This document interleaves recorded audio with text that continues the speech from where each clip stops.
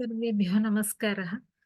पीताम्बरं करविराजितशङ्खचक्रकौमोदकी सरसिजं करुणासमुद्रं राधासहायमतिसुन्दरमन्दहासं वातालयेशमनिशं हृदि भावयामि।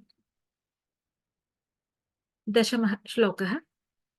तवैव कृपया पुनः सरसिजेन तेनैव सह प्रकल्प्य भुवनत्रयीं प्रववृते प्रजानिर्मितौ तथाविध कृपाभरो गुरुमरुत्पुराधीश्वर त्वमाशु परिपाहि मां गुरुदयोक्षितैरीक्षितैः।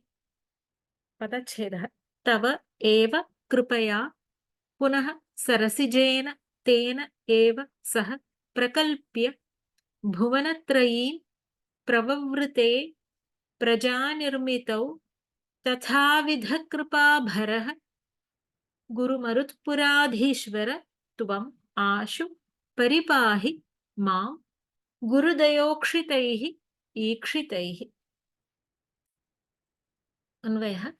पुनः सः तव कृपया एव तेन सरसिजेन एव भुवनत्रयीं प्रकल्प्य प्रजानिर्मितौ प्रववृते। हे गुरुमरुत्पुराधीश्वर त्वं तथाविध कृपाभरः गुरुदयोक्षितैः ईक्षितैः आशु मां परिपाहि। ब्रह्मणः त्रैलोक्य सृष्टिप्रकारमाह। पुनः सः तव कृपया एव तेन सरसिजेन एव भुवनत्रयीं प्रकल्प्य प्रजानिर्मितौ प्रववृते। पुनः अनन्तरं पवनपाथसोः पानानन्तरं सः ब्रह्मा तव भगवतः विष्णोः कृपया एव अनुकम्पया एव कारुण्येन एव एवकारेण हेत्वन्तरस्य व्यवच्छेदः क्रियते। तव कृपया एव पुनः तेन सरसिजेन एव उक्तचरेण स्वाधिष्ठानभूतेन अतिविपुलेन सरसिजेन एव पङ्कजेन एव नाभिकमलेन एव एवकारेण च पदार्थान्तरस्य व्यवच्छेदः क्रियते। अधुना अतिविपुलं सरसिजमेव अस्ति। तेनैव भुवनत्रयीं प्रकल्प्य भुवनानां त्रयीं त्रिलोकीं भूर्भुवस्वरित्येवं त्रीन् लोकान् सृष्ट्वा अत्र अतल वितल सुतल तलातल महातल रसातल पातालानां सप्तानां भूर्लोके अन्तर्भावात् महर्जनस्तपः सत्यमित्येतेषां स्वर्लोके च अन्तर्भावात् त्रिलोकपक्षः कथ्यते। अर्थात् भुवनत्रयी इत्यस्य 14 भुवनानि इत्यर्थः। भुवनत्रयीं प्रकल्प्य सृष्ट्वा प्रजानिर्मितौ प्रववृते प्रजानां निर्मितौ सृष्टिकार्ये प्रवृत्तवान्।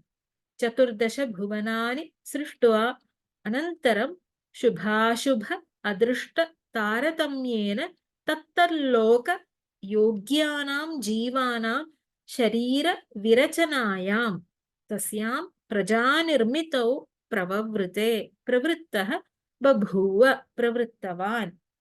प्रपूर्वकात् वृतुवर्तने इत्यस्मात् लिट्लकारे आत्मनेपदे प्रथमपुरुष एकवचनम्। भागवते तद्विलोक्य वियद्व्यापि पुष्करं यदधिष्ठितः अनेन लोकान् प्राग्लीनान् कल्पितास्मीत्यचिन्तयत्। वायोः जलस्य च पानानन्तरं तत्र कमलमेव अवशिष्टम् आसीत्। तत् कमलम् आकाशपर्यन्तं व्याप्तमासीत्। यदधिष्ठितः यस्मिन् सः अधिष्ठितः तत् पुष्करं वियद्व्यापि आकाशव्यापि सर्वव्यापि इति विलोक्य प्रलयकाले भगवति प्राग्लीनान् लोकान् अनेन कमलेन पुनः कल्पितास्मि पुनः कल्पयिष्यामि इति ब्रह्मा अचिन्तयत्। यतः अस्मिन् कमले सूक्ष्मरूपेण सर्वं जगत् अस्ति। नारायणीये 8मे दशके कमलस्य वैशिष्ट्यं वयं ज्ञातवन्तः। निलीन निःशेषपदार्थमाला संक्षेपरूपं मुकुलायमानं दिव्यं पद्मम् उदञ्चितम् इति। अतः अनेन कमलेन एव जगत्सृष्टिं करोमि इति विरिञ्चिः चिन्तितवान्। ततश्च तत् कमलं द्विसप्तधा अर्थात् 14 विभज्य 14 लोकान् अकल्पयत्। नारायणीयं पश्यामः। हे गुरुमरुत्पुराधीश्वर, हे गुरुवायुपुरनाथ, त्वं भगवान् विष्णुः तथाविध कृपाभरः, तथाविधः कृपाभरः यस्य सः तादृश सर्वजनविषयक करुणातिशयवान् इत्यर्थः। सर्वजनविषयः करुणातिशयः यस्य सः त्वम्। गुरुदयोक्षितैः ईक्षितैः, कुर्व्या दयया उक्षितैः, उक्ष सेचने धातोः क्त प्रत्ययान्त शब्दः। अत्यन्तं घनीभूतेन करुणरसेन आर्द्रीकृतैः सिक्तैः इत्यर्थः। गुरुदयोक्षितैः ईक्षितैः अवलोकनैः कटाक्षैः करुणापूरितकटाक्षैः इत्यर्थः। आशु शीघ्रं द्रुततरं माम् अनन्यशरणं मां परिपाहि रक्ष।